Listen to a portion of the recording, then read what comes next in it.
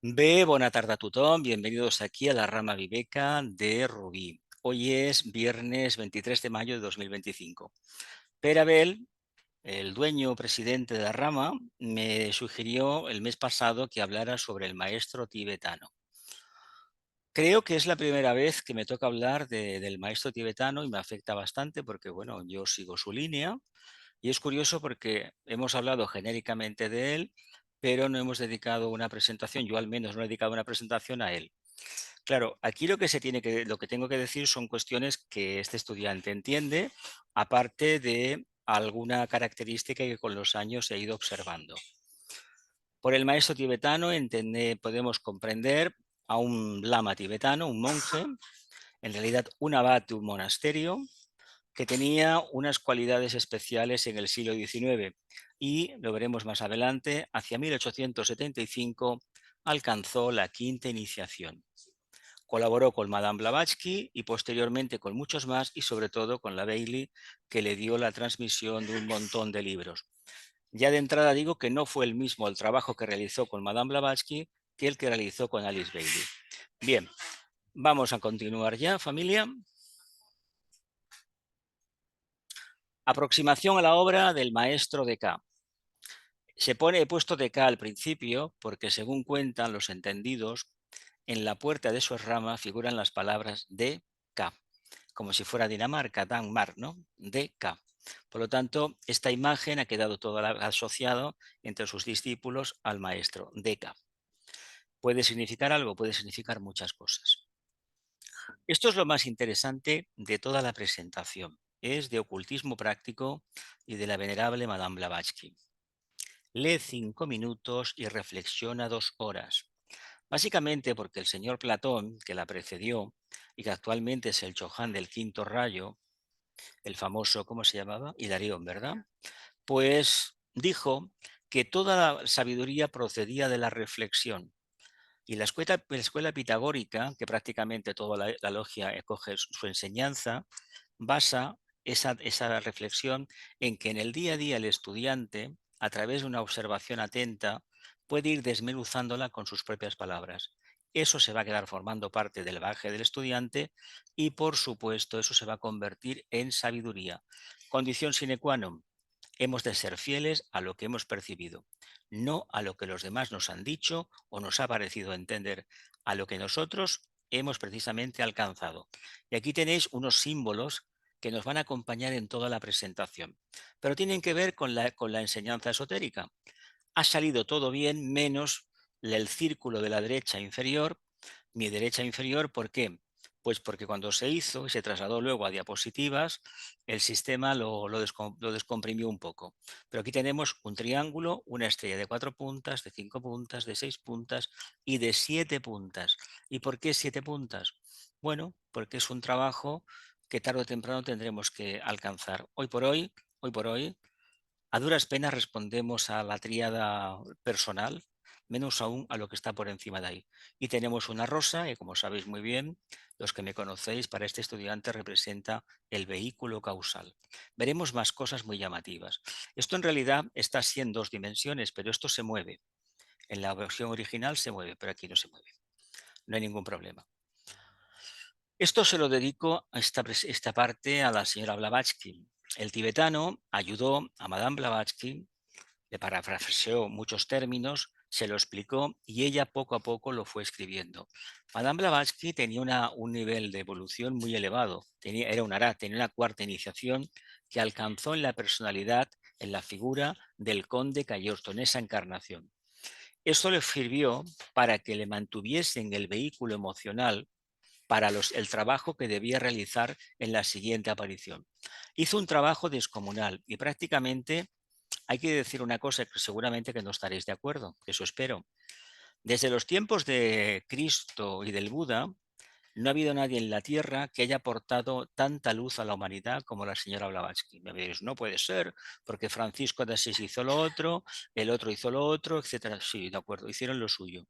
Pero que hicieran una presentación fuera del dogma de una fe cristiana o de una teología y apostaran por traer la tradición oriental y compararla con la occidental y decirnos que todas las religiones tienen una parte de verdad, Era la primera vez que se hacía de una manera tan sesuda, tan compenetrada, tan inteligente y sobre todo tan al alcance de la ciudadanía. Ciudadanía interesada en el tema, teniendo en cuenta que es un tema muy complejo, es muy difícil de desentrañar el misterio que hay detrás de las religiones y sobre todo es muy difícil sustraerse a la influencia de las tradiciones y de los dogmas de fe. No se puede implementar algo nuevo porque eso está basado en la experiencia. Y como no todo el mundo se dedica a la meditación, porque la clave de la evolución en este caso está en la meditación. Ella enseñó todo eso, ella hizo un trabajo impecable y ella creo sinceramente que no se le ha hecho la justicia que se merecía. ¿Por qué? No se trata de reverenciarla en el sentido tradicional del término, sino todo lo contrario. Se trata de reconocer el trabajo que realizó y sobre todo la luz que aportó a la humanidad. Es un libro, La doctrina secreta, que se preparó para unos 200 años. Por favor, ¿qué sucedió? Pues que la... Espera, por favor. ¿Qué sucedió? Pues que la jerarquía planetaria se dio cuenta enseguida que sí que hubo un grupo de gente muy interesada en la teosofía, qué bonito, qué bonito, qué bonito, era la época victoriana, había en los libros esos un montón de referencias a tratados orientales, tratados que no conocíamos, pero por el hecho de tener un nombre diferente al alfabeto latino, ya nos parecían que eran sumamente trascendentales. Lo son. Y como siempre digo, siempre y cuando se ponga en práctica el contenido de los mismos. Por lo tanto, si habéis leído la doctrina secreta o si no la habéis leído, yo os pido que reflexionéis y que trabajéis la doctrina secreta. En lugar de utilizar libros que hablan de la doctrina secreta, que se puede coger un manual para aprender a entender qué significa el proemio, por ejemplo, algún comentario sobre el proemio de algún destacado teósofo, yo os animo a que tengáis la santa paciencia de dedicarle unas horas a la semana a unas cuantas páginas. Empezáis por el primer volumen hasta el sexto volumen. Y poco a poco lo podéis complementar con algún trabajo de la señora Besant, por ejemplo, el estudio sobre la conciencia, alguna cosa más sobre el señor Leadbeater o algún otro más teósofo destacado. Hay comentarios muy hermosos y esto es lo que nos interesa. No nos interesan experiencias psíquicas de determinado discípulo o determinado aspirante. Más que nada, porque todo lo que tenga que ver con la magia, con hago las cosas porque invoco, y llegué allí, los ángeles me recibieron y me agradecieron mi presencia, eso poco a poco lo debemos de apartar de nosotros, centrarnos en lo que nos compete. Y nos compete sobre todo construir la personalidad y ponerla al servicio del alma. Le podemos llamar yo superior, le podemos llamar alma, le podemos llamar conciencia con mayúsculas, no importa.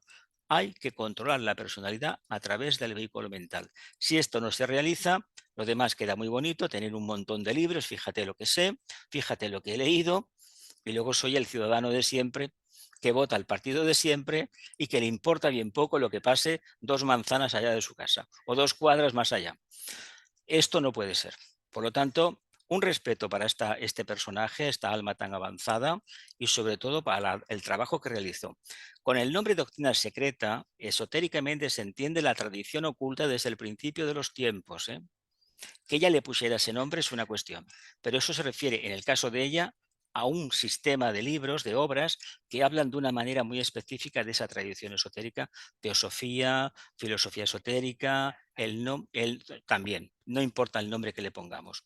Y yo os animo a que leáis los libros porque bien merecen la pena, porque hay materia para reflexionar. No tomarlo nunca un texto de estos al pie de la letra. Y dicho esto, que es una profunda reverencia hacia ella, por eso he puesto a Diana aquí tan importante, vamos a continuar con el trabajo que hoy me ha traído aquí. El maestro tibetano Hualhul. También se le conocía con el nombre del desheredado, y luego en privado os diré otro nombre. Desheredado. Vais a ver un texto que una experiencia mía en Nepal, en el año 89, la única que he estado, pues compré un libro en inglés, Tibetan Tulku, que habla de las cartas de los maestros, no sé si lo han traducido aquí al castellano, y ahí viene una carta manuscrita, una caligrafía muy especial del tibetano, y firmaba sinceramente el tibetano. El desheredado, ya lo veréis cuando veamos la foto. Alguien ha entrado y está rayando la pantalla, por favor. Madre mía, es que esto no... ¿Habéis visto esta cosa que hacen aquí en la pantalla? Declaración del tibetano. Solamente diré que soy un discípulo tibetano de cierto grado. Esto puede significar muy poco para ustedes, porque todos son... A ver, por favor, no rayéis la pantalla que me está saliendo. ¿No lo veis? No, pues esto hay una aplicación... No, no tienen que hacerlo, tienen que tocar nada. Voy a empezar de nuevo. Solamente diré que soy un discípulo tibetano de cierto grado. Esto puede significar muy poco para ustedes porque todos son discípulos, desde el aspirante más humilde hasta más allá del Cristo mismo. Tengo cuerpo físico, lo mismo que todos los hombres. Resido en los confines del Tíbet y a veces, desde el punto de vista exotérico, cuando me lo permiten mis obligaciones, presido un grupo numeroso de lamas tibetanos. A eso se debe la difusión de que soy un abad de ese monasterio lamásico. Aquellos que están asociados conmigo en el trabajo de la jerarquía, todos los verdaderos discípulos están unidos en ese trabajo, me conocen también con otro nombre y cargo. Alison Bailey conoce dos de mis nombres. Uno es el desheredado y luego hay otro más. Muy fácil. Dice, soy un hermano que ha andado un poco más por el sendero y por consiguiente tengo más responsabilidades que el estudiante común. He luchado y me he abierto un camino hacia la luz, logrando obtener mayor luz que el aspirante que leerá este artículo. Por lo tanto, tengo que actuar como transmisor de luz, cueste lo que cueste. Esta declaración aparece en todos los libros de la Bailey. Trato también de ayudar a los maestros Moria y Kutumilal Singh en todo momento porque estoy relacionado con ellos y su trabajo. Lo expuesto hasta aquí encierra mucho. Dice, pero tampoco les digo nada que pueda inducirles a ofrecerme esa ciega obediencia y tonta devoción que el aspirante emocional brinda al gurú o maestro. ¿Nos damos por aludidos? Que con él, a que aún no están en condiciones de tomar contacto con este maestro, ni podrán lograrlo hasta tanto no hayan transmutado la devoción emocional en desinteresado servicio a la humanidad, no al maestro. Y para avanzar os digo que el maestro no tiene mente, no trata relaciones humanas porque eso lo trascendió hace mucho tiempo. Cualquier idea de acercarnos al maestro como un ser humano, patinamos. Y eso indica precisamente demasiado enfoque en lo concreto por nuestra parte. Continuamos. Dice, no espero que sean aceptados los libros que he escrito. Podrán ser o no exactos, correctos y útiles. El lector puede comprobar su verdad mediana mediante la práctica.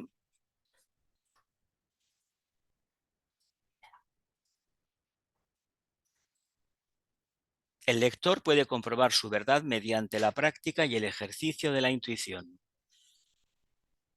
Ni Alison Bailey ni yo tenemos interés en que se los considere como que han sido inspirados, ni tampoco que se diga misteriosamente que son el trabajo de uno de los maestros. Estas marcas que se han realizado no desaparecen, estarán en toda la película.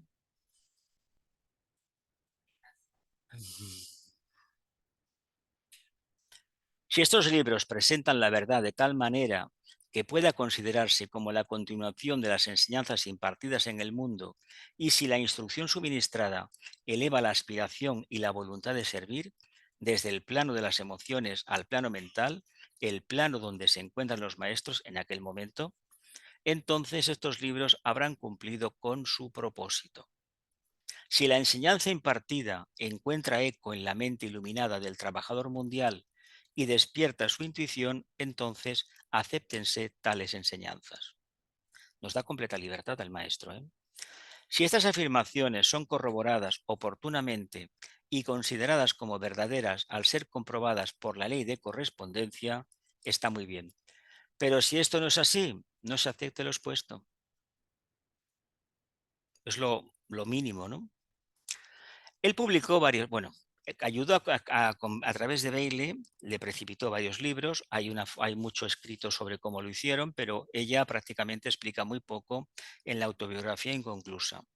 Biografía que para este estudiante pues está como muy corta, le falta mucha cosa, no aparecen las dietas que tuvo que hacer para hacerse receptiva a los mensajes del maestro, etcétera, etcétera, etcétera. Parece ser que ella en vidas anteriores fue discípula del tibetano. Tibetano o fue el instructor suyo, alcanzó la iniciación en 1875, pero antes, como Arat, estuvo trabajando con un grupo de discípulos muy avanzados, entre ellos el señor Leadbeater y muchos de los miembros fundadores de la Sociedad Teosófica. Lo que pasa es que esto no se suele decir, pero hizo ese trabajo, por nada, más que nada por el trabajo que hizo Madame Blavatsky. Cuando Madame Blavatsky se retira, sabéis que, como en todas las organizaciones, pasan cosas. Y aquí pasaron más. Para este estudiante, los libros que escribieron se pueden circunscribir a estos 4 apartados que he puesto aquí. Luego veréis todo el listado general y que cada uno lo que dice, cada libro. Para este estudiante, la mejor manera de entender la doctrina secreta es estudiando fuego cósmico. Ahora bien, para entender la clave psicológica de la creación, de la antropogénesis y cosmogénesis, tengamos en cuenta que es un tratado de 1000 páginas, que si lo estudiamos este mes nos va a decir una cosa y si volvemos dentro de 5 meses nos va a decir otra, más profunda. La doctrina secreta dice exactamente lo mismo. Los evangelios, si se hacen bien, es lo mismo. Tú no eres la misma persona, por lo tanto, la respuesta que te han dado no puede ser la misma. Así que no os queda más remedio que avanzar y profundizar. Por lo tanto, este libro es un tratado, de hecho son todo tratados, menos el discipulado de la nueva era 1 y 2, que son el resultado de un trabajo científico que hizo el tibetano con un grupo de discípulos, entre ellos Alice Bailey, Foster Bailey, Roberto Assagiol y otros cuantos más, discípulos con una segunda iniciación, que el maestro les tuvo que decir, mire, ustedes son muy buenos, hacen su trabajo, pero para lo que yo quiero hacer, ustedes no están preparados. Era el trabajo grupal. Por lo tanto, pensemos, si estos con una segunda iniciación fracasaron en el trabajo grupal, que nos pidan a nosotros lo que vamos a hacer. Ya ni nos van a querer. Por lo tanto, tengamos en cuenta que es mucho más... No, no ha cambiado. En ese sentido no ha cambiado. Entonces, yo os invito, no os conmino, os sugiero que estudiéis fuego cósmico. Merece la pena hacerlo porque es un libro que habla y hacerlo en grupo si es posible. El grupo habla. Un libro para el cual hay que dedicar unos 20 años de estudio es el Tratado sobre Magia Blanca. Se le llama el camino del discípulo. Por lo tanto, se trata de construir formas mentales correctas. Si la mente no funciona, ya nos podemos despedir de todo lo demás. Y de este tratado de magia blanca, si queremos profundizar un poco más, nos quedan otros 20 años por tratado de lo que viene el libro, lo que viene ahora. El de los 7 rayos. Psicología esotérica son otros 20 años de estudios, los 2 volúmenes. La astrología esotérica, para poderla comprender, primeramente tienes que ser un buen astrólogo ortodoxo de la personalidad. Conocerte a la perfección para lanzarte después a hacer el horóscopo del alma. Otros 20 años de estudio. Para trabajar a curación esotérica te tienes que dedicar en cuerpo y alma durante muchísimo tiempo. Y luego, como colofón, hay un libro muy interesante que no se cita casi nunca, que son Los rayos y las iniciaciones, un volumen también grandísimo, y ahí vienen explicadas las iniciaciones de la primera a la novena. Bien, la novena está muy lejos, ¿no? Pero a lo mejor la primera, la segunda o la tercera igual nos pueden interesar. De todas maneras,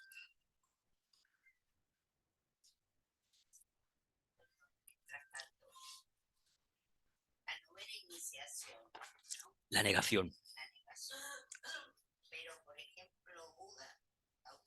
No, todavía no está. No, está en la octava.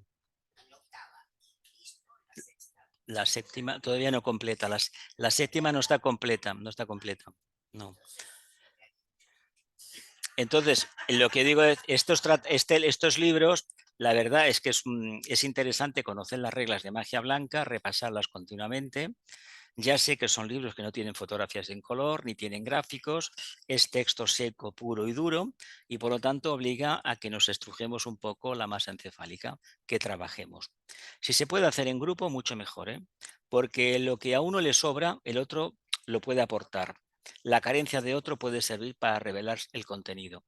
Y sobre todo la astrología, si nos interesa la astrología, no olvidemos que si queremos conocer un alma en evolución, debemos conocer precisamente la astrología. Porque sin astrología nos perdemos el referente de las constelaciones, de los planetas en tanto a la personalidad y de las constelaciones con respecto al alma, a la conciencia superior. Y eso es cuestión de adentrarse. No todo el mundo a lo mejor siente interés por la astrología o pasa solamente le interesa la parte más concreta, ¿no? Pero a nivel de energías, que es de lo que se trata, nos puede ser de mucha ayuda, teniendo en cuenta que ese planeta jerárquico iniciático seguramente no vamos a responder en toda la vida a él, porque nuestra circunstancia es la que es. Es la que es porque es la que necesitamos expresar en este momento.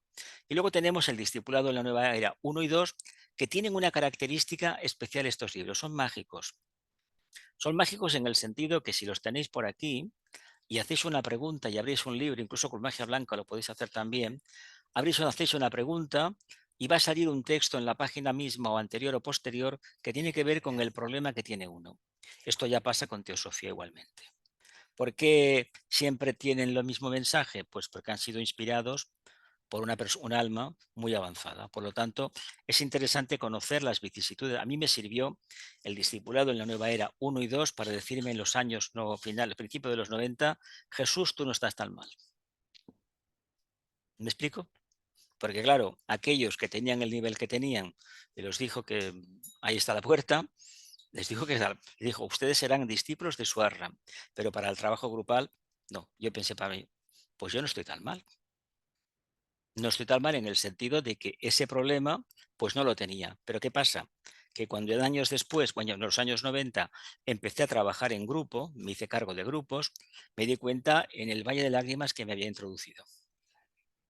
Porque salvo 2 o 3 casos de encontrarme con gente que entendía y apoyaba lo que hacía y que estuvo conmigo el tiempo que estuvo, lo demás, pues no diré calentar la silla, pero algo parecido. Entender el estudio esotérico como una reunión de una iglesia. O decir, esto es como los testigos de Jehová, no es exactamente lo mismo de ninguna manera. ¿Pero por qué somos así? Pues que no queremos avanzar. Por lo tanto, os recomiendo leer esas cartas, son muy interesantes lo que dice y sobre todo nos puede ayudar eso bastante. Y luego hay otros libros muy especiales que aportan algo. Y luego están las recopilaciones que no las he puesto, pero hay unas cuantas que bien merecen la pena repasar. El tratado habla sobre los 3 fuegos de la creación, el eléctrico, el solar y el kundalini. Es una interpretación de cosmogénesis y antropogénesis. Son 1000 páginas, ¿eh? Es decir, es un libro que, a ver, se resiste, ¿eh? Se resiste, pero es muy cariñoso porque te va a dar todo lo que tiene. Psicología esotérica, la psicología del alma, son 2 volúmenes, la astrología esotérica, todos tienen 300, 400, 500 páginas, es decir, son libros no de cabecera porque la verdad no se pueden llevar a cualquier sitio, porque la gente cuando ve tanta letra y solamente las tapas ya dice esto qué es, pero yo os animo a que estudiemos. Y sobre todo hay uno que es muy interesante, los problemas de la humanidad. Y hay una frase lapidaria de él que dice, la humanidad recibió y no compartió. Como la humanidad recibió dones y no los compartió, ahí están los problemas de la humanidad. El exceso de codicia, de avaricia, el exceso de conciencia taurina que tenemos de para mí, para mí, para mí, y los demás, pues por ahí. Y luego tenemos un libro, Espejismo, un problema mundial, que era una parte de las cartas que tenían que haber salido directamente en Discipulado 1 y 2, que no salieron por algunas circunstancias y años después, me parece, de desencarnar Bailey, creo que fue, lo sacaron. Es un libro que trata de disipar el espejismo, teniendo en cuenta que el gran problema que tenemos en el sendero de aspiración o de discipulado o de inicio, todo de los dos, aspiración y discipulado, es el espejismo. Confundir lo que a mí me gusta con la realidad. Es que yo fluyo, como esto que viene me gusta, es que me lo manda Dios, me lo manda el alma, me lo manda la monada y es el maestro el que ha aparecido. Cuando muchas veces ese maestro simplemente es un busiris, un embaucador. Y de esos embaucadores, charlatanes de feria, tenemos para dar, vender y regalar. Pero ¿quién los potencia? Los crédulos que nos creemos que porque hemos leído un fin de semana un curso intensivo de este trabajo, del otro autor, ya estamos poco menos que pisando el nirvana, es decir, el plano átmico. Estamos en el plano del propósito divino. Mentira, falso, mentira y otro engaño más. Así que pensemos una cosa, seamos... Seamos muy objetivos con todo lo que realizamos y todo lo que percibimos. Por el nivel de conciencia que tenemos, no pretendamos que vaya a venir un Chohan a visitarnos a nosotros, ¿eh? Van a enviar en todo caso, si somos tan excelentes, a un discípulo de una tercera iniciación para empezar, a ver cómo nos movemos. Si eso no respondemos o respondemos muy bien, vendrá otro más avanzado, hasta que al final, cuando se nos hayan quedado todo eso que tenemos, esa ilusión, quiero conocer al maestro porque le tengo que contar una cosa tremenda, no le interesa para nada, porque él ya sabe cómo somos. Y como ya nos tiene clasificados con unas fórmulas matemáticas, no le vayamos a vender la moto porque no va a querer para nada eso. Así que seamos honestos, no anhelemos conocer al maestro, pero sí conocer el alma y depender exclusivamente de la influencia del alma. Si esto lo conseguimos, lo que tenga que venir, que sea lo que sea, bienvenido sea. Pero si decimos que yo quiero conocer al maestro porque me va a dar la clave de la clave de la luz no me la puede dar nadie. De hecho, en los libros está la clave de la luz. ¿Qué hay que hacer? Si no meditamos, si no tenemos un poco el corazón abierto y pensamos claramente, no hacemos nada. Luego veremos más detenidamente qué aportó el tibetano a la enseñanza. Y tenemos un libro curioso que fue el primero que escribieron, La iniciación humana y solar.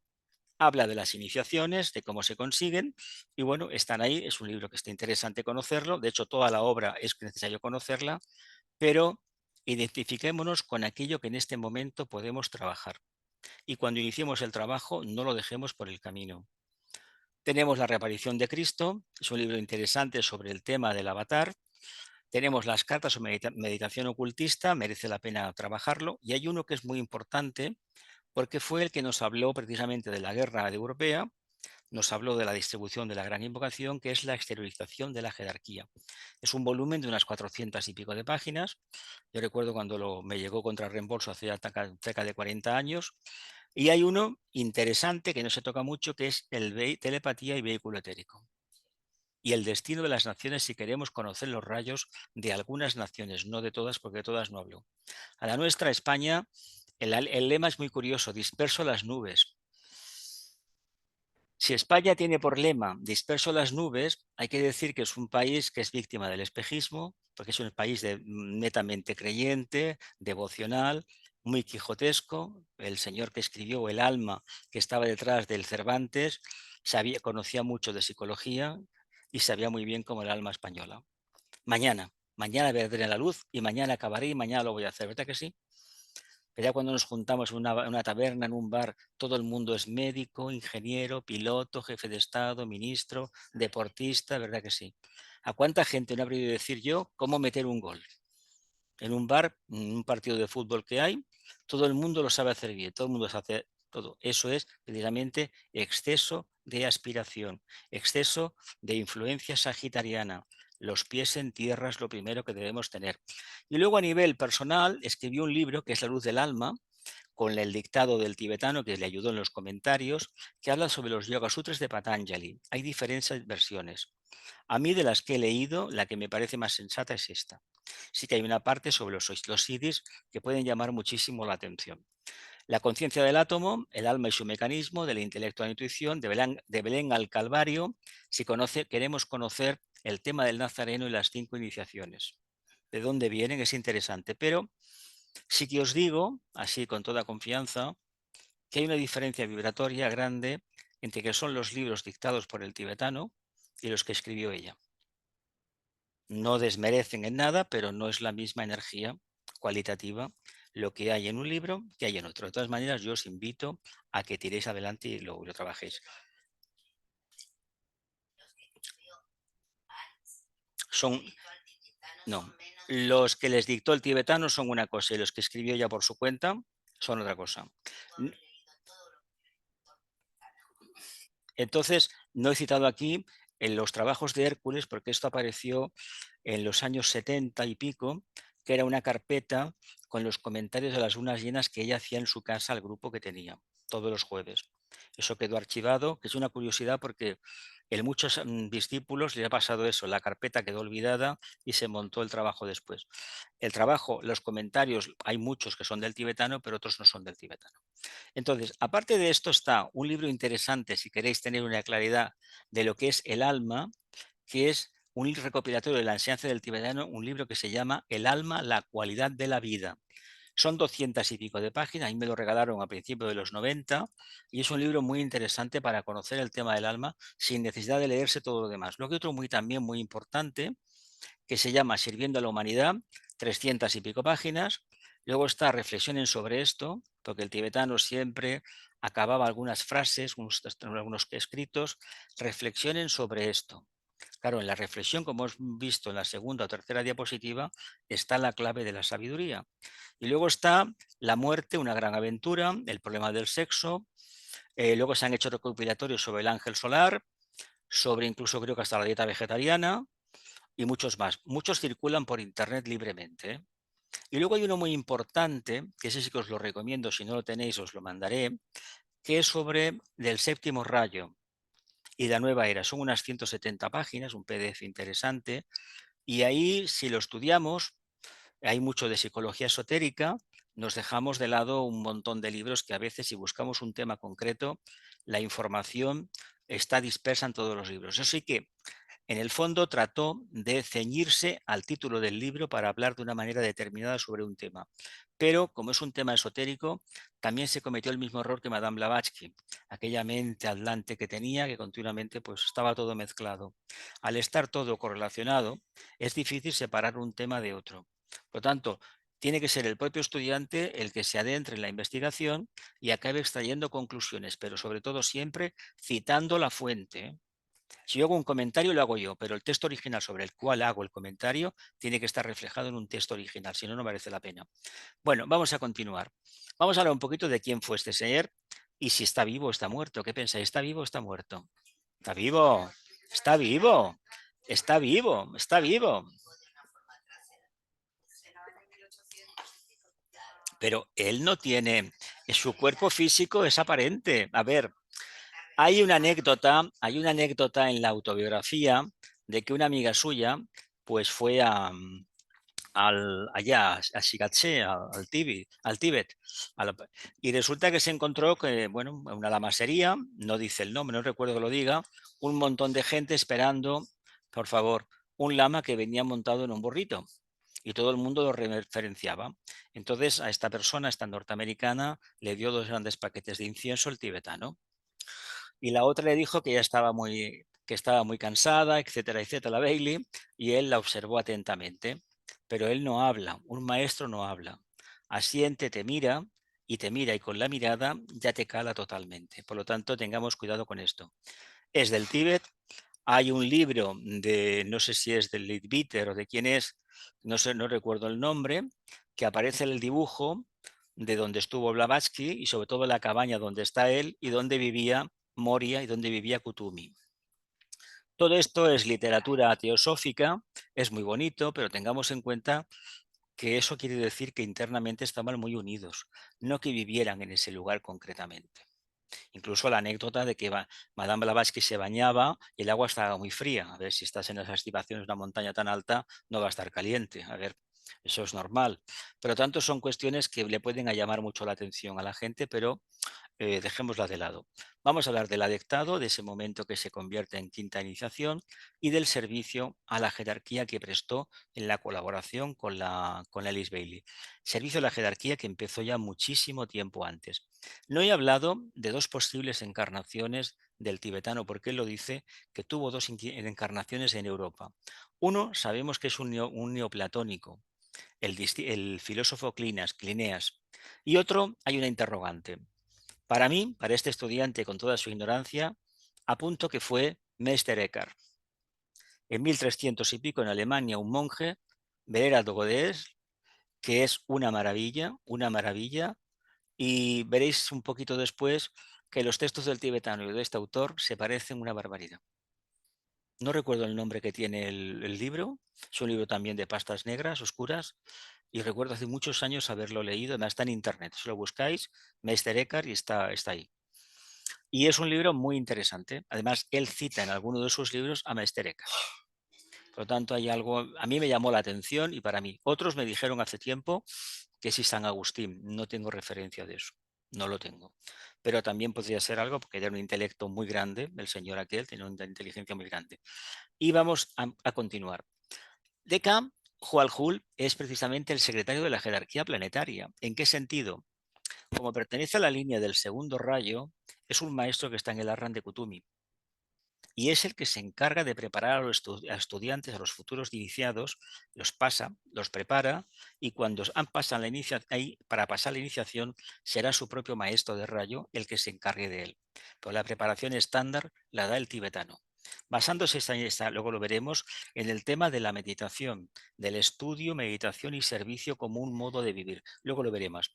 Dice, es muy curioso esto, porque el tibetano, según dijo Vicente Beltrán, es el que más preparación tiene de toda la logia. No es que tenga la iniciación más grande, sino que tiene más información, más conocimientos. Incluso se dice que el propio Sanat Kumara lo consulta. Tiene diálogo directo con el Logos de Mercurio. ¿Y por qué Mercurio? Porque el tibetano, con las enseñanzas estas, tanto de la cocina secreta como el trabajo que hizo en el siglo XX con Bailey, en el fondo robó el fuego a los dioses, ¿no? Hizo de Prometeo. Y precisamente el hecho de que hiciera este trabajo aportó a la humanidad una nueva visión del trabajo interior, de búsqueda. Y eso ya es un trabajo que merece precisamente reverenciarse. Esa preparación está muy por encima de Chojanes de Rayo. Tengamos en cuenta que ellos no tienen tiempo específicamente hablando, estrictamente hablando, de dedicarse a otro tema que no sea el que por línea de rayo monático les compete. Como la enseñanza corresponde al segundo rayo, otras cuestiones hay que dirimirlas o con los maestros o con los chojanes del rayo tal, siempre y cuando con permiso del propio maestro choján. No se hace nada al azar, todo está perfectamente milimetrado y delineado. Y mantiene un contacto directo con el Mogos de Mercurio. ¿Cómo es este contacto? Pues gracias a este contacto nos ha llegado toda la información sobre el tema de la curación esotérica y del concurso de los ángeles y sobre todo el tema del séptimo rayo. Habló mucho de Urano y habló mucho precisamente de esa capacidad que tenemos de poder coger esa energía y hacer algo nuevo, a ver en el área de Acuario por dónde nos sale toda esta creatividad. En curación esotérica, en contacto con el reino débico y prepara para la iniciación. ¿Qué es la iniciación? Hemos hablado muchas veces, una expansión de conciencia. Pasar de depender de la mente concreta a pasar a depender de la mente abstracta. Dejar la mente abstracta y pasar a depender totalmente de la intuición. Ese cambio, que muchos seguramente firmarían por tener asumido ya, no puede ser de la noche a la mañana porque un cambio interno, externo, obedece a un cambio interno. Y para que un cambio interno se realice, los átomos de nuestros vehículos, ya sea del emocional o del mental, han de cambiar de polaridad. Si no cambian, el vehículo emocional no va a cambiar sus aficiones y el pránico tampoco. De ahí la dificultad que hay de cambiar. Se empieza a hacer un cambio internamente y poco a poco se proyecta desde el interior hacia el exterior, no al revés. La influencia viene desde fuera hacia adentro, pero la proyección de energía es desde dentro hacia afuera. La antacarana es así el sistema hasta que se juntan. ¿Cuánto tendremos que esperar para que irradiemos internamente lo suficiente para revertir la polaridad de mi vehículo etérico, el emocional y el mental concreto? ¿Tenemos mente concreta o es un revoltijo de deseos, pensamientos, deseos, pensamientos? Si todavía no distinguimos un pensamiento de una emoción, pues ¿a dónde vamos con este capital? Nos queda mucho trabajo. ¿Lo vemos factible avanzar? Todos decimos que sí. ¿Estamos dispuestos a cambiar? Pues seguramente que no. Porque para contactar con el reino débico se nos pide ni más ni menos silencio. Un silencio total. Es decir, silencio a los asuntos de la personalidad. No hay que perder el tiempo hablando de mis problemas. Que si tengo problema para dormir, que si tengo sobrepeso, que si no sé qué, que si tengo problemas en la piel, que si no sé cuánto, no le interesan a nadie. Lo podemos contar un día, cada semana no lo podemos contar, ni cada año tampoco. Y luego nos prepara para la iniciación, para la expansión de conciencia, teniendo en cuenta que el maestro, en este caso, nos da una preparación, luego otro maestro nos llevará, el que nos corresponde. Generalmente cuando se dan estas preparaciones se sabe muy bien que va a pasar la prueba, pero nunca se sabe nada a ciencia cierta hasta que no se hace toda la escenificación y se hace la ceremonia. Pero aquí hay que matizar una cosa, que seguramente con el tiempo vamos a ir descubriendo vía investigación, vía despertar intuitivo, vía captación de alguna verdad que circula por el aire. Y es que esa imagen que tenemos de que llegó la iniciación, lo cubrieron de fuego y al día siguiente ya irradiaba, yo me la quitaría de la cabeza, porque lo que se sabe es que uno tiene pequeñas expansiones, microexpansiones. A lo mejor este festival de Wesak hemos perdido una versión que teníamos, a lo mejor en Géminis tenemos una claridad por allí, o a lo mejor en la luna nueva del año pasado de tal signo, mira por dónde aquello se resolvió. Y es lo único a lo que podemos aspirar, pequeñas expansiones, porque otra cosa, de la noche a la mañana, empezar a ver la luz más allá de la apariencia, nos puede enceguecer el entendimiento. No estamos preparados para recibir esa información, ese fogonazo. Por lo tanto, debemos de aceptar ni más ni menos que van a ser pequeños pasitos, pequeñas metas ambulantes, pequeñas colinas que vamos traspasando, pero cuando lleguemos a la cúspide del camino, al fondo vemos un valle y el camino vuelve otra vez a subir. Y eso no acaba nunca. Por lo tanto, no son dientes de sierra, nos da tiempo precisamente de asimilarlo. Si fuesen dientes de sierra no podríamos agarrarnos absolutamente a nada. Ya llegará el día que dependamos totalmente de la mónada y no tengamos ese agarre a lo concreto. Eso pasará. Hoy por hoy no puede ser. Pero tengamos valentía y sobre todo pensemos que si queremos cambiar, mejor al final, mejor al final, mejor al final. Si queremos cambiar de verdad, aceptemos un reto pequeño en el día a día y lo demás, lo que tendrá que venir, vendrá. Tengamos en cuenta que los cambios que se necesitan a lo mejor no son para nosotros. Nosotros tenemos otra cosa que hacer. Eso hay que valorarlo también. No obstante, hay que seguir lo que se dice en los dictados, pero hay que tener un juicio propio, un sentido crítico, no tener un sentido aborregado, decir lo que hacen los demás, nosotros también. Un discípulo no puede tener conciencia de masa. Maestro de la jerarquía, recibió la quinta iniciación en 1875 y ayuda a los maestros Moria y Kutumi Lalsim. Básicamente es el secretario de ellos, le ayudó a Blavatsky a escribir la Alquimia Secreta, pero Madame Blavatsky sabéis que tenía el carácter que tenía, el primer rayo que tenía, era como era, una mente muy especial, era muy atlante, tenía una cuarta iniciación, Bailey tenía una segunda, y cuando le llegó el momento, el maestro vino al final de sus días y le dieron la tercera. ¿Por qué le dieron la tercera? Porque es la del fuego, la primera de fuego. ¿Y qué pasa? Que lo más probable es que no pases. El fuego quema. Por lo tanto, hay ciertas iniciaciones como la cuarta que te esperan al final, porque te queman. Entonces, es interesante el trabajo que hizo y es conocido por la infinita paciencia que tiene. No obstante, yo leía un libro de teosofía hace muchos años que era conocido el tibetano por el carácter que tenía duro con los estudiantes. Impaciente, impaciente. ¿Cómo os lo imagináis? ¿Una persona alta, baja? Alto, ¿no? ¿Qué ojos tiene?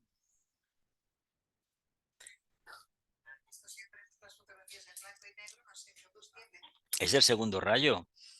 Si Kutumi tiene un fuego azul en los ojos, él debe tener algo así.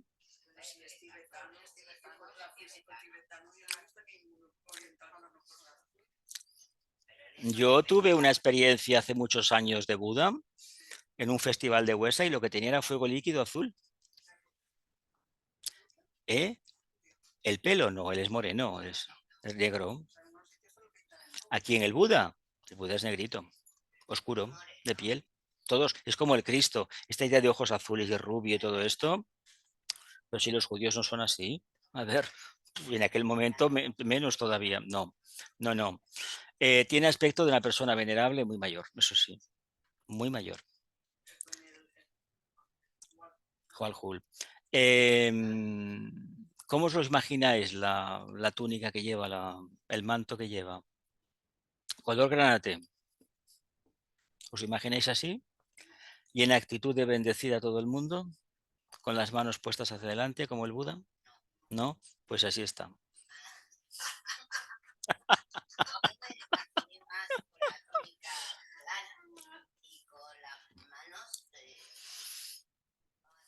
Impresiona verlo, de todas maneras. De todas formas, sí que la primera vez que se le puede ver, lo puesto que no es ningún secreto que lo diga, él está en la mesa, nos está observando un grupo que nos están examinando, hay unos cuantos mentores espirituales y él está observando atentamente, atentamente, y la verdad es que no se le escapa ningún detalle. Ahora, nadie se atreve a hablar delante de él.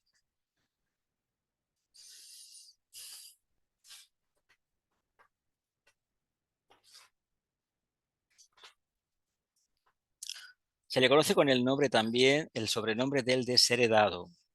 Luego vais a ver el por qué, creo que viene ahora. ¿Cómo vais de inglés? Su obediente sirviente, el desheredado. Una reproducción de una carta de Duhalkul al final de la página de las cartas de los Mahatmas de Sinet. 3 de enero de 1882. ¿Quién me iba a decir a mí en aquel lejano 1989 en Katmandú, leyendo esto, que al final, un montón de años después, iba a compartir con los demás? No lo he compartido con nadie antes esto. Nadie. Es la caligrafía suya. Luego inglés, todo en inglés, todo en inglés. Más que nada que el maestro lo bendice a este personaje, el secretario escribe la carta en nombre del maestro y dice que no se olvide del maestro, porque el maestro no se va a olvidar de él. Las enseñanzas del tibetano se caracterizan por ser claras y son propias para occidentales. Y para mí, para este estudiante, es la presentación de la verdad más racional que he encontrado. No me habla de fantasías, no me dice que voy a poco menos de conocer a Sanat Kumara la semana que viene, que no van a venirme los ángeles por la ventana a decirme lo que tengo que hacer. Y lo que no he conseguido nunca es que me hagan el trabajo los ángeles. Tanto invocar ángeles como he visto algunas personas decir que todo lo consiguen a través de los ángeles, pues a mí lo que se dice que me hayan hecho el trabajo no me lo han hecho.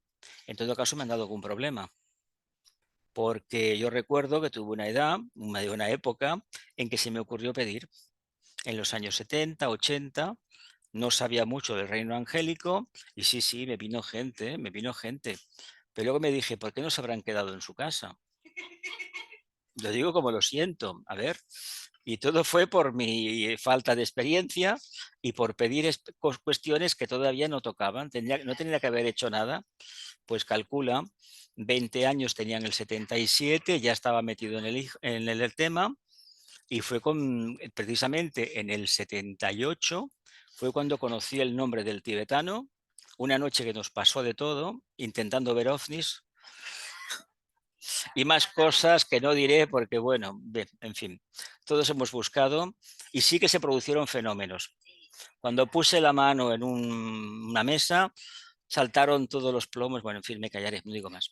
Entonces, muy buena, muy buena. Se caracterizan estas enseñanzas a pesar de que lo enjundioso que son los textos de los tratados del tibetano, de los libros, porque son muy claras, no engañan a nadie. Es un método eficaz y hay una garantía de éxito. Ahora bien, cuando se coge un tema como por ejemplo magia blanca y se pretende obtener éxito con magia blanca, es decir, lo domino, tengamos en cuenta que para que eso acontezca tenemos que trabajar también astrología esotérica, psicología esotérica y sobre todo nos debemos de conocer a la perfección. Debemos tener la meditación cada día en nosotros, reflexión. Luego una pregunta, ¿tenemos nuestro cerebro preparado para ese esfuerzo tan grande, titánico de estudio? No, ¿verdad que no? No olvidemos que a estas enseñanzas en todo el mundo se acerca gente que viene no de la mediumnidad como en la Atlántida, pero vienen de conciencias muy emocionales, muy emotivas todavía. Nos domina no la aspiración de la luz, de ver la verdad, nos domina todavía el sentimiento. Y hay gente que cuando lee estos libros y no ve amor o referencias al amor o bendiciones continuas, dice, no, esto no es luz, esto no es espiritual. Es espiritual. Lo que sucede es que todavía somos muy emocionales. Así que esta garantía de éxito está supeditada al esfuerzo diario. Y sobre todo, no esperar nunca recompensa alguna. El tibetano selecciona a los aspirantes, los entrena y los conduce al discipulado aceptado. Por el camino, pues se puede encontrar con que muchos le dicen, mire, ¿sabe qué? Hasta aquí he llegado y esto se lo hace usted. No olvidemos que él tiene un gran sentido del humor y no espera obediencia ciega de nadie. Él escuchará siempre, y él sabe perfectamente que hoy vas a tirar todo lo que te da y a lo mejor dentro de un año vuelves a la puerta otra vez. Él ya sabe. Lo que le va a sorprender seguramente es que le digas que todo, o asientas o hagas todo de una forma muy cumplida, pero viendo él que internamente no estás evolucionando. Por lo tanto, eso no lo quiere. No olvidemos que de la persona que ha sido más desaforada, más radical, más extrema, se pueden sacar las almas más evolucionadas. Ese es el trabajo de Escorpio. Ojo, porque cuando uno se mete en el infierno personal y supera la prueba del infierno, que es perder miedo a la parte oscura, porque es uno mismo, uno se convierte en un iluminado. Buda habla del deseo, el tema convertido en luz, en iluminación. Pues la prueba escorpiniana va con nosotros mucho. Nos van esos machaques, esas situaciones difíciles, porque de lo contrario no avanzaremos nada. Así que adentrémonos en el tema. El método se basa en el estudio, la meditación y el servicio. Estudio, meditación y servicio. Es sencillo, ¿verdad? Por servicio, ¿qué entendemos? Pues ni más ni menos irradiar. La capacidad irradiatoria que he contado antes, desde el interior del cuerpo causal, irradia el loto, los tres círculos de lotos se activan, de pétalos se activan, y eso hace que al final la personalidad poco a poco vaya cambiando. Para cambiar no es de fuera hacia adentro, es de adentro hacia afuera. Así que tengamos en mente que estudiar no es estar todo el día leyendo, eso no es estudiar, eso es otra cosa. A estos libros, estos tratados, la Biblia, por ejemplo, imaginaos 500 páginas, 800 cada una, nosotros podemos coger 5 páginas y analizarlas.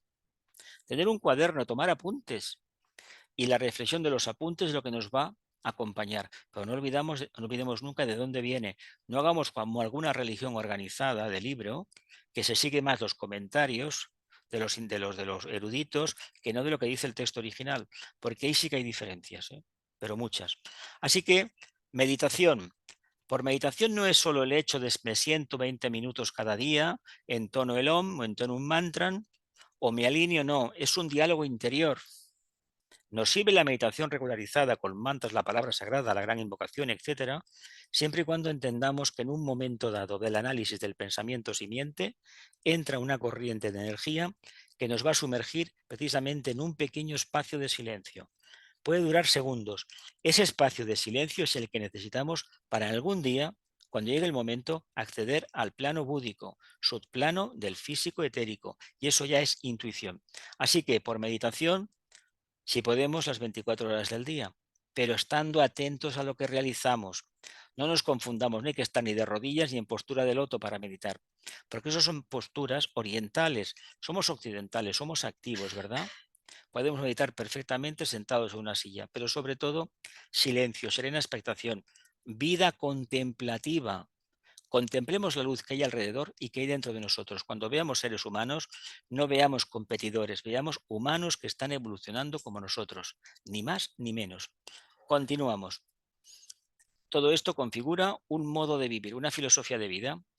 ¿Cuánta gente habréis oído que tiene una filosofía de vida? Que tiene unos ideales y los sigue. Hay gente de esta, ¿no? Yo me acuerdo de joven que ya había gente que hablaba del naturismo, hablaba de la nueva era, hablaba del movimiento hippie, el contacto con la naturaleza, etcétera, etcétera, etcétera. Luego ya hemos visto en qué ha quedado todo eso, ¿no? Pero hay que tener en cuenta que esta filosofía si tenemos este tipo de filosofía, debemos tener claro que esto proviene de un contacto con el alma. Apostemos por el alma. Ya sabemos que no tenemos la varita magia ni la podemos tener para cambiar el mundo, pero sí sabemos que en nuestra área de influencia, siguiendo la analogía del alma como irradia dentro de la personalidad, podemos irradiar alrededor nuestro para que allí no exista confusión, que las miasmas de la confusión desaparezcan. Y si eso lo hacemos en un grupo de amigos, en una familia, en un barrio, en un país, ya tenemos más que suficiente. Nuestra aura no engloba a lo que es el mapa de nuestro país, ni mucho menos. Englobará como mucho 1 metro, si ya es demasiado. Por lo tanto, ¿qué quiere decir esto? Que allá donde vayamos, no olvidemos que nuestro campo de servicio es donde esté la planta de nuestros pies. ¿Dónde está la planta de nuestros pies? Aquí en este momento, aquí está el servicio nuestro. No hay que ir a ninguna parte, simplemente hay que contactar con el alma continuamente y mantenerlo. ¿Qué requiere? Pues se requiere mucho silencio interno. Os he puesto 3 flores porque para este estudiante significa el cuerpo causal, el vehículo del alma, el loto egoico. Silencio, atención y concentración, meditación, pensamiento simiente, análisis del mismo y la respuesta vacío mental, claridad mental. A poco que tengáis experiencia en la meditación, veréis que esto es lo que acontece, claridad mental. Y además os he puesto una cosa magnífica que precisamente explota y salen estrellas de 5 puntas, autorrealización, ¿verdad? No tenemos que convertirnos en leos nosotros, ¿no? Tener ser afirmados. La meditación nos ayudará a ser seres autoafirmados, leoninos. Si somos leoninos, llegaremos a ser conciencia interdependiente. Nos convertiremos en servidores de la humanidad, en acuarianos. Camino mágico no hay, todos picando piedra. Ya quedan unas 20, ¿eh? Desarrollo del sentido esotérico. Sentido esotérico es ese sentido que nos habla de la vida subjetiva, del mundo de las causas, no de lo concreto, que para eso ya hay otras especialidades. No nos interesa precisamente lo que acontece en el día a día, sino para ver el trasfondo. Cuando veamos las noticias de la televisión, poner en silencio los móviles. Cuando veamos las noticias de la televisión o de los diarios, tengamos en cuenta que ahí nos venden una moto porque detrás de esa cadena o de periódico hay un anunciante. Hay que decir quién paga la publicidad o quién paga la tinta, como os decía antes. Y ese veremos el ideario del periodista, etcétera, etcétera. A nosotros nos pueden enviar un tema, pero preguntémonos qué hay detrás, por ejemplo. Es un tema que os lo digo a colación, lo dejo caer, porque sé que como es muy emocional, hay una carga muy emocional en el tema, es el tema de Palestina. Palestina es el plexo solar de la humanidad. Por eso hace 2000 años se trajo un gran iniciado, hizo un gran sacrificio, pero se avanzó muy poco. Y además, ese pueblo elegido, que no es el pueblo de Israel, Israel es toda la humanidad, toda la humanidad. Y cuando hablamos de los judíos en general, no es lo mismo el sionismo o el Estado de Israel que lo que es el judaísmo, la religión. Pero por conciencia judaica, judía, se entiende aquella parte de la humanidad que responde al patrón de la mente concreta, que es lo que se trabajó en el primer sistema solar. Por lo tanto, el tema del segundo aspecto que se trabaja en este sistema, segundo sistema, ellos son muy refractarios. Por eso no entienden que se les critiquen por lo que están haciendo y siempre saquen a colación lo que ellos sufrieron. Pero no quieren reconocer que lo que están haciendo se parece bastante. Pero es debido a un mal entendimiento, una mala perspectiva. De todas maneras, yo apostaría por una solución, sacar a toda esa gente de allí antes de que los maten, porque matarlos los van a matar. Porque además no olvidemos que controla estos seres, tienen una capacidad para trabajar, son almas viejas, para trabajar el tema del dinero, que es una maravilla como lo hacen. Por lo tanto, a nivel mundial, ellos son los que dominan. ¿Qué se puede hacer? Pues ayudar precisamente a la evacuación de esa gente antes de que tengamos que ver lo que estamos viendo, porque hay una rabia contenida que luego hay que decirlo abiertamente, sus vecinos congéneres árabes no están dispuestos a ayudarles ni muchísimo menos. Solamente vender armamento. Con armamento no se va a ninguna parte. Y con camiones llenos de comida tampoco. Hay que sentarse a negociar, a hablar, pero no podemos hablar de buena voluntad con seres que todavía eso no lo han despertado. Además, la riña que tienen es un conflicto de familia. Son el mismo tronco semita los dos. Por lo tanto, no hay lo que hay. Ya pasó hace 2000 años, había muchos grupos enfrentados entre ellos. Leed alguna cosa del Imperio Romano, de los emperadores que mandaron destruir la ciudad varias veces y el templo, y el conflicto sigue igual. Y seguirá, y seguirá, y seguirá. Pero como es el centro plexo solar de la humanidad, necesitamos tener un entendimiento claro sobre el tema. No echar más porquería en ese sitio. No conviene, no. No porque quien lo hace tiene sus razones y los que no lo hacen también tienen las suyas. Pero nosotros tenemos que tener las nuestras. Lo nuestro es buscar la luz, el punto neutro, no atizar el fuego, que ya hay bastante. Entonces, desarrolla el sentido esotérico, la vida subjetiva, vida enfocada en el mundo de las causas, alineamiento de la personalidad, integración de la personalidad, contacto con el alma. No es lo mismo alinear a los vehículos de la personalidad que tenerlos integrados. El día que desde el punto de vista mental controlemos la personalidad y poco a poco percibamos la presencia del alma, ese día habremos hecho un salto cuántico. Eso es lo que se necesita. ¿Cuánta gente hay que esté en esa circunstancia? Pues muy poca. Si lo conseguimos, este crepúsculo de la derecha, donde pone 25 la página, eso ya estará completamente esclarecido. No tendremos esas tinieblas. No olvidemos que la Tierra nos presenta aquellos estados de conciencia que llevamos mayoritariamente en el interior. ¿Por qué tenemos problemas de cambio climático? Pues porque hay una parte de la humanidad que quiere ser muy mental, muy seca, muy fría, y otra que se resiste y quiere ser muy emocional, muy emocional, muy emocional. Porque se creen que llorando y sacando estatuas por las calles, la divinidad se va a cambiar de punto. Y es mentira. Somos nosotros lo que hacemos, sobre todo el pensamiento del día a día. Por lo tanto, ¿qué se requiere? Os he puesto la manzana, ¿eh? Un intelecto claro. La manzana es el mito precisamente del cuerpo mental, ¿eh? La duda, la duda. La buena voluntad y el sentido de responsabilidad. Creo que soy de los pocos que habla de sentido de responsabilidad. Todo el mundo habla del amor de Dios, de la libertad, de la espiritualidad. Son palabras que no dicen mucho, pero sentido de responsabilidad, si se analiza bien, debemos tener una mente certera, que esté dispuesta a investigar y dejarnos de lado las creencias. Las creencias no pueden ir con nosotros. Eso ya está completamente traspasado, trasnochado.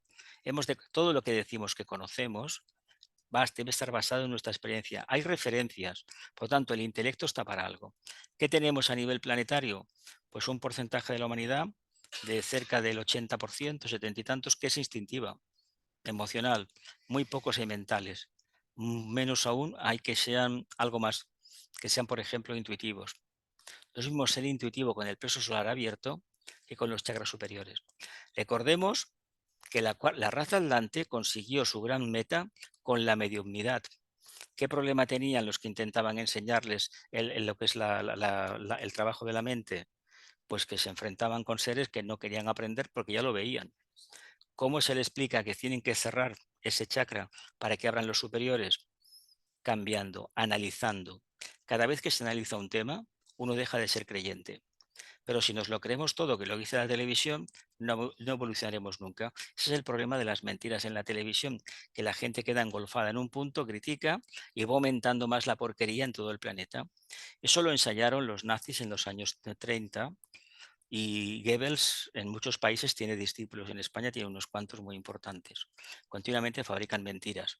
Y en todas las organizaciones de la Tierra hay uno que fabrica mentiras.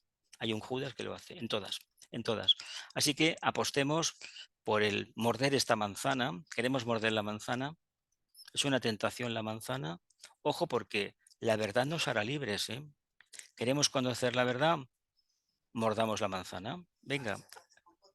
No, no, no, tú muerde, que te encontrarás que a lo mejor cuando analizas una cuestión te encuentras una parte que dices, caramba, yo no lo quiero, perdona, tú lo has mordido, tú te lo comes.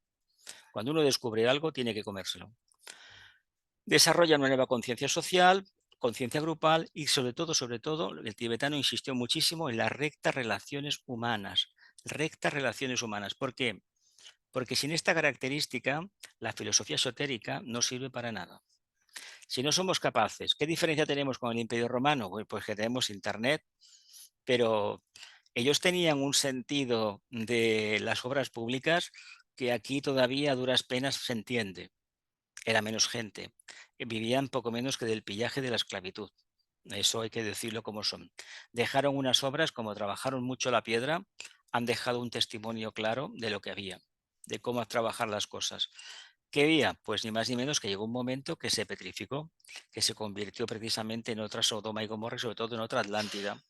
Y vino una crisis muy fuerte y además vino un personaje que el tibetano lo define como el anticristo Nerón, que fue la antítesis de lo que debe ser un ser evolucionado. Bueno, se puede uno focalizar en ese punto, pero toda la familia aquella, todos estaban de psiquiatra, prácticamente todos. Pero ¿qué pasa cuando en un país la gente escoge o apoya a un enfermo mental, a un loco? Pues que el pueblo está exactamente igual. Por eso te dice que el cristianismo nació ahí, aquella cosa aquella afirmación del Bhagavad Gita, cada vez que el orden baja y no sé qué, yo me manifiesto. ¿No os acordáis de esto? Esta frase. Sí. Aquí tenemos otra cosa, una figura geométrica. Hay que empezar a pensar en términos de geometría, visualizar figuras geométricas, visualizar la rosa. ¿Habéis leído algún libro del señor Rudolf Steiner? Habla de la rosa y algún libro más de Rosacruces, la visualización. Es muy importante la visualización. Aquello que visualicemos con el tiempo lo vamos a construir, los ángeles lo van a construir para nosotros y lo vamos a precipitar. Por eso tenemos tantos problemas, porque no visualizamos bien y no mantenemos mucho tiempo la visualización. A los ángeles los volvemos locos y al final tropezamos con esas piedras. Construcción de la Antacarana, técnicamente es el puente arco iris y probablemente ha sido una de las mejores enseñanzas que nos ha aportado.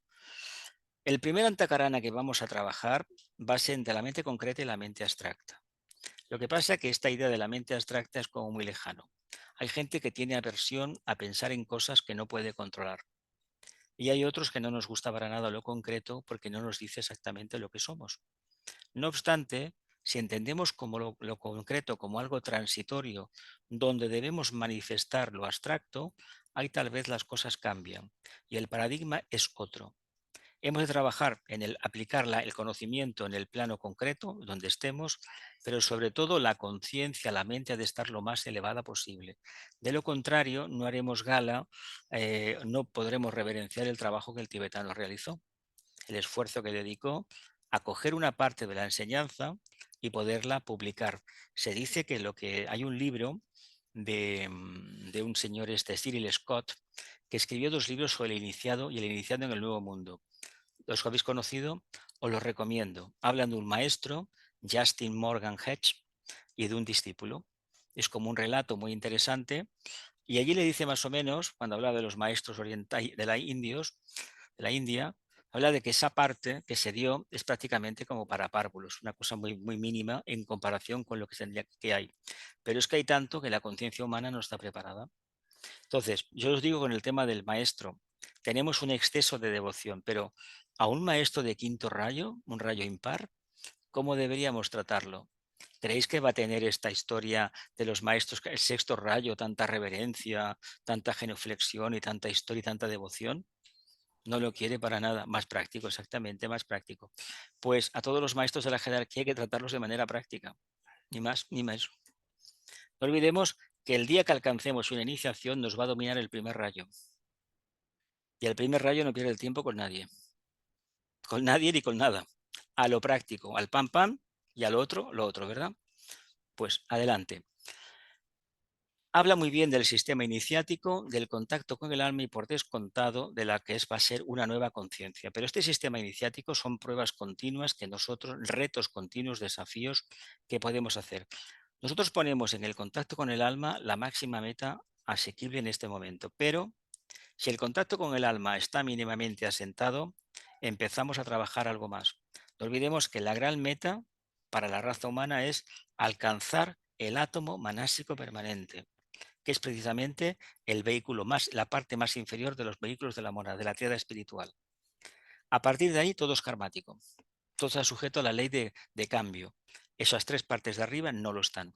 Pero para llegar a depender exclusivamente de la intuición, de lo que sea la mente abstracta, los arquetipos, las ideas, nos queda picar mucha piedra. En la tercera iniciación conoceremos el secreto de la mente concreta y en la cuarta iniciación de la mente abstracta. Y a partir de ahí dependeremos de lo que es la captación directa de la verdad, intuitivos. Pero no tenemos la mente preparada, el cerebro no está preparado para soportar eso. Los referentes que tenemos no valen, eso lo dijo Vicente varias veces. No vale el referente que tenemos. Las conexiones, las sinapsis que hemos establecido no nos sirven. ¿Qué tendremos que hacer? Pues vivir en continuo contacto con el alma, no tener nada guardado en ninguna parte y cuando necesitemos algo accedemos a la nube, al, al búdico y precipitamos aquello que necesitamos. Si he empezado diciendo que el maestro no tiene mente, lo que no vamos a decir, y tampoco tiene alma, porque ya lo trascendió. Lo que pasa es que no podemos decir que es un desalmado, porque no es así de ninguna manera. Hay que tener mucho humor en la enseñanza, mucho, mucho. Ya, mira, os he puesto precisamente el globo terráqueo abierto. ¿Por qué? porque este contacto con el alma y este sistema iniciático y esa nueva conciencia nos va a vamos a conocer mejor la parte que no vemos habitualmente. ¿Y qué vemos aquí? El magma que está dentro de todas las formas, ¿no? El kundalini, la energía que hay. Todos los seres vivos lo tenemos, ¿verdad? Pues se trata de contactar con esa energía y utilizarla para evolucionar la raza. Trabajo práctico de DK. Somos seres humanos de buena voluntad. Nos podemos convertir en aspirantes e iniciados. Partimos de lo que hay. No hay nada más. No podemos decir que somos seres muy avanzados porque eso lo tenemos que demostrar. Tampoco vale decir fulanito o fulanita son muy espirituales porque hablan de estos temas. ¿Qué hacen en el día a día? Preguntad lo que hacen. Si no hacen nada más que desear cosas buenas para los demás, eso está ahí, pero eso no es el verdadero trabajo. Cuando una persona, como hizo Blavatsky o la Bailey y muchos más, se arremanga y se pone a escribir cosas, a organizar reuniones y no le importa nada que vaya gente de diferentes opiniones, esa gente arriesga al tipo. Hoy en día todo esto nos parece muy fácil, pero hace 100 años o más de 150 no era nada fácil. Pensad que a Blavatsky le tenemos que agradecer hacer reuniones como esta fuera de una iglesia organizada. Eso ya no se acuerda nadie. Pero si no hubiese sido por ella, eso todavía estaríamos en las cavernas de las iglesias organizadas o de ciertos grupos que estaban en contacto con no se sabe qué energía. No, lo democratizó. Por lo tanto, merece una gran reverencia. Aportó la gran invocación y el tema del nuevo grupo de servidores del mundo y el movimiento de la buena voluntad, y luego veremos más cosas después. Gran invocación es un mantra. Los mantras tienen una característica. No se pueden recitar de carretilla ni muchísimo menos. Hay que conocer el texto, reflexionar mucho y entender que estamos invocando energías y que nosotros vamos a canalizar esas energías y las vamos a focalizar en el planeta Tierra, en la humanidad, que para eso estamos trabajando. No nos podemos quedar con nada, hemos de ser simples transmisores. Por el nuevo grupo de servidores del mundo, hablamos de un grupo de almas avanzadas, pueden ser encarnadas o no encarnadas, que están fuera de lo que entendemos los ambientes sociales de la Tierra y se dedican a coger lo que captan de la jerarquía planetaria y proyectarlo directamente sobre el planeta Tierra. ¿Cómo trabaja esta gente? A través de la red etérica planetaria, que es una red de triángulos. Pues el tibetano montó también un movimiento, que no fue Bailey en este caso, de asociado a buena voluntad que se llama la red de triángulos. Si habéis mirado alguna vez al cielo, algún día de verano, a lo mejor habéis visto como una especie de malla metálica color dorada, unos triángulos muy grandes, unos están rotos, o están caídos, están más hechos, mejor hechos. Esa es la red pránica que circunda el planeta Tierra. Hay partes del planeta que está toda caída, otras que está más levantada, pero estar está. ¿Sí? Yo os invito a que visualicéis de vez en cuando. Igual si vas a Montserrat lo ves. Y el movimiento de buena voluntad, que no es exactamente tener buena voluntad como lo entendemos, sino partir de una serie de informaciones, unas prácticas como la meditación y unas prácticas como reuniones sobre todo de buena voluntad, de estudio de libros, de unas llenas, plenilunios, novilunios y triángulos. Estos triángulos, la ventaja que tienen, que son tres personas que se juntan a distancia, se visualizan y recitan la gran invocación. Eso es muy importante porque se produce una circulación de energías. Y el plenilunio es un momento óptimo porque es el momento de más luz. Y es importante estar juntos en grupo o alineados internamente, a lo mejor a cientos de kilómetros o por Zoom, pero siempre y cuando mantengamos el compromiso interno de que estamos compartiendo energías y estamos compartiendo energías. Por lo tanto, tenemos un trabajo netamente activo, no es pasivo para nada. Y luego el novilunio. El novilunio, mucha gente que le da miedo, porque ese momento es oscuro. Pero bueno, ¿qué se pide en el novilunio? Pues que nosotros pongamos la luz que falta, nos convirtamos en faros de luz. Eso es lo que tenemos que hacer los estudiantes. De lo contrario, repetiremos el esquema de la era de Piscis, creyentes, creyentes y creyentes no. Somos conocedores. Y nos habló del Festival de Huesca, del retorno de Cristo y también, vuelvo a repetir, de las correctas relaciones humanas. El Festival de Huesca no lo teníamos muy tocado. A ver, nos habla de una figura que se escapa a toda la comprensión. Y cuando se sabe, por ejemplo, que vino de la cadena lunar, pero que aquí en la Tierra no le pudieron dar la iniciación hasta que el Cristo no estaba suficientemente preparado, lo que conocemos por Cristo, y le dieron la tercera iniciación en la Atlántida y se la dieron a los dos juntos. Lo que pasa que él ya tenía una evolución muy grande.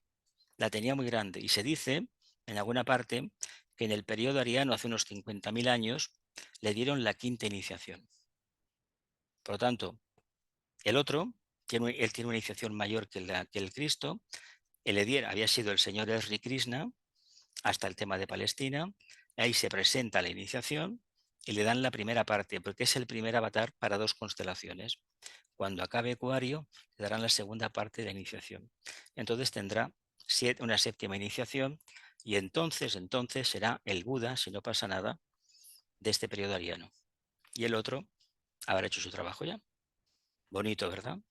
Y por el retorno de Cristo se da una confianza, se dice que el avatar va a venir a la Tierra, pero este estudiante lo que cree, porque es por cuestión de economía de energías, que será un grupo de discípulos, de aspirantes en todo el mundo, que en diferentes momentos y sin ponerse de acuerdo y en contacto con el nuevo grupo de servidores del mundo, los que emanarán, irradiarán el mensaje crístico, que será simultáneo en varias partes del mundo.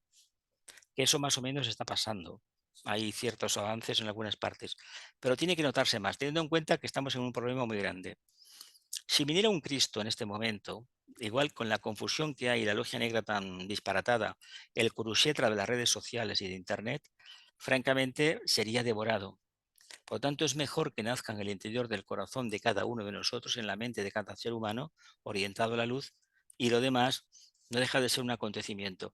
¿Qué va a cambiar? O sea, si queremos que venga el avatar para que cambien las circunstancias de mi vida y la de los demás, no.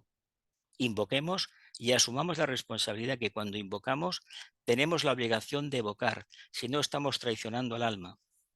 Si yo aspiro o le pregunto a la divinidad, quiero luz, y la luz me viene con un problema, no, esto no lo quiero, nos cristalizamos. Y de hecho el ser humano la raza humana está precisamente cristalizada por el exceso de egoísmo que tiene. Pide pero no comparte. Si no compartimos, nos cristalizamos.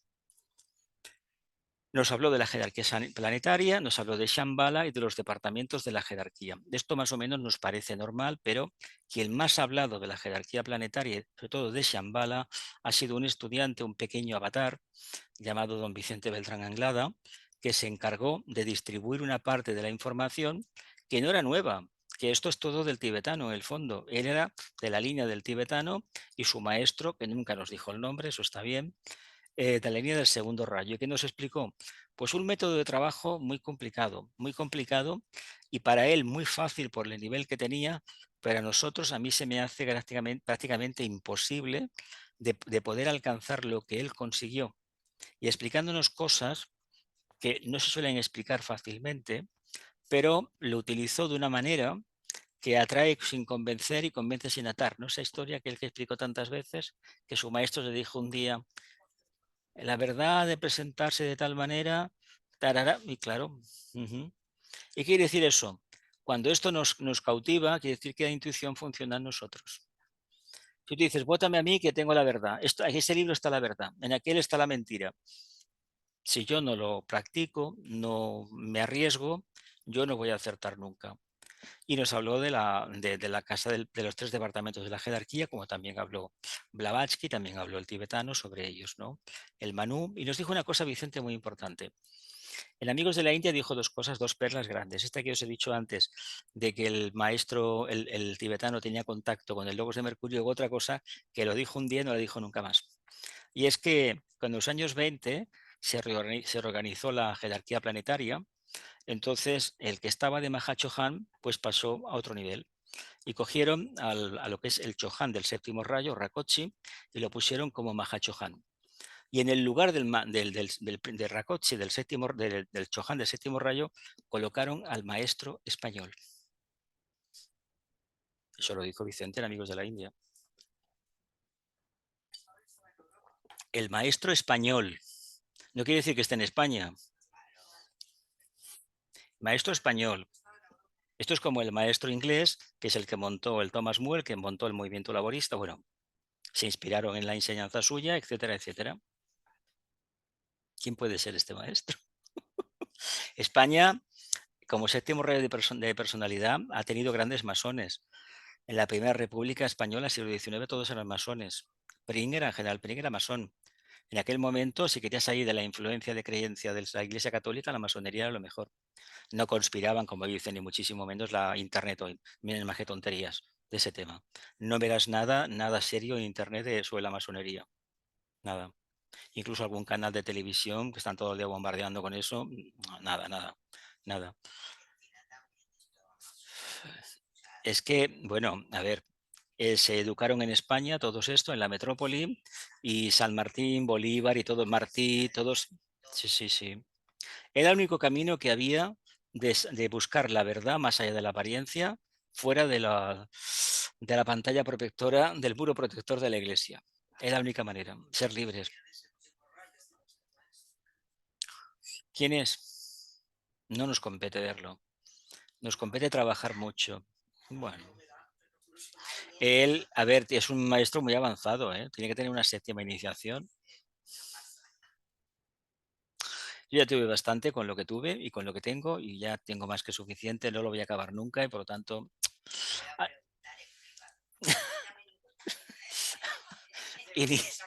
iniciados, maestros, chojanes de rayo. Eso nos habló de esta jerarquía, pero hay que tener en cuenta que nosotros el tema de la iniciación, sabéis que es un tema que está prohibido en el lenguaje habitual. Solamente hablamos de discípulos, incluso se dice que el Logos solar es otro discípulo del Logos de Sirio y así sucesivamente. Por lo tanto, está muy bien tener la referencia mental de todo esto, pero a nosotros nos compete nuestra esfera de influencia, que es precisamente dejar la conciencia animálica ya, trascenderla, tener una conciencia abocada a la búsqueda de la luz y vivir en esa luz. Pero de manera práctica, con los pies en tierra, con sentido resolutivo, no con creencias. Y no pensar en el ayer ni en el mañana, hoy, hoy, hoy. Y nos habló de luz, amor y voluntad al bien. A mí este tema me llama mucho la atención porque son tres patas de un triángulo, tres vórtices de un triángulo que debidamente trabajado lo podemos ver y si lo miramos fijamente el triángulo hay un punto en el centro, un punto oscuro. Yo tengo la luz en la izquierda y a la derecha tengo el amor y arriba tengo la voluntad al bien. En el centro del triángulo hay un punto. ¿Qué hay ahí?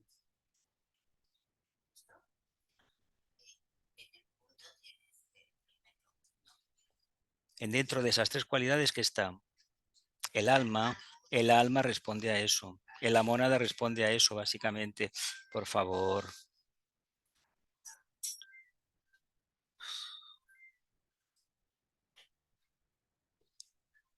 Y nos habló del plan de Dios en la tierra. Palabra que para cada uno seguramente significará alguna cosa. Pero se trata de esto que hemos visto antes, la luz, el amor y la voluntad al bien, aplicarla en el plano físico como correctas relaciones humanas, que implica algo más que la paz. No olvidemos que la paz no es lo que el ser humano necesita. Os lo voy a decir, el ser humano quiere guerra, necesita guerra. Y la guerra solamente sirve para el ser humano avanzado para darse cuenta de la acción destructiva del primer rayo. En Israel estamos viendo la acción destructiva del primer rayo. Y yo lo que diría internamente es que en lugar de criticar lo que pasa, que ya sé que es aberrante, pero ya lo sabemos con la primera muerte que hubo. Y además llevan desde los años 40 en lo mismo. Deberíamos trabajar la contraparte, el segundo rayo. ¿Cómo construimos eso? Con amor, seguro. Pero ¿qué séptimo rayo aplicamos ahí para revertir esa polaridad? El problema de una guerra es que genera mucho miedo a nivel planetario. Y además hoy se televisan los asesinatos, los vicios y todo eso. Y todo el mundo queda vamos, extasiado. No, hagamos el bien, pero el problema aquí es lo siguiente. Criticamos a un gestor de una guerra y al de otra, pero ¿qué aportamos a cambio? Cuando lo que está en juego son intereses económicos, ¿creéis que con las creencias podemos solucionar eso? No. Además, si apostamos tanto por esta gente palestina, ¿por qué no hicimos algo más por el pueblo sirio hace unos cuantos años que fue machacado?